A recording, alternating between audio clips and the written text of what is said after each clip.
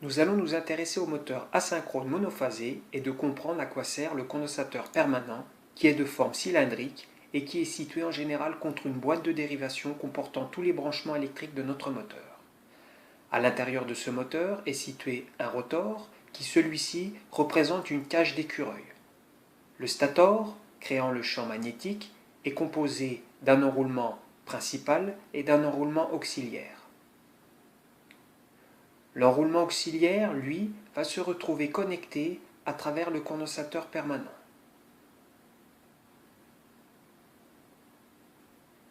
Regardons de plus près le fonctionnement interne du moteur où est situé l'enroulement auxiliaire et l'enroulement principal. L'enroulement principal est l'enroulement qui va créer le champ magnétique en fonction du courant qui le traverse.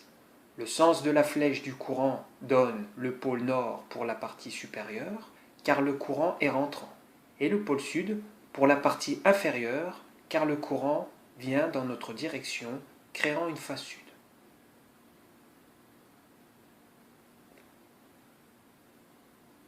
Dans cette configuration, le moteur devrait tourner, mais ce n'est pas le cas, car en définitive, nous avons oublié autre chose. Faisons un arrêt de l'image et regardons comment est situé le sens du courant sur la partie supérieure. Vous voyez, le courant vient dans notre direction et ce courant crée une face sud, de son côté. Mais de notre côté, si on regarde le sens de rotation des flèches, nous voyons une face nord.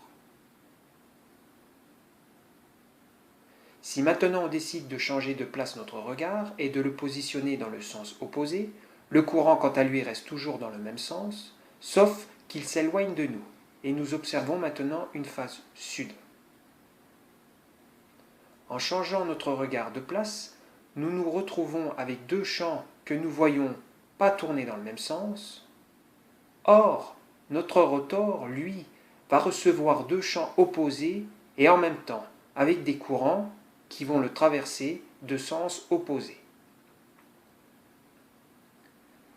Un courant qui circule dans un conducteur crée des forces de Laplace, et ces forces sont donc opposées l'une de l'autre, ce qui entraîne le blocage de notre rotor.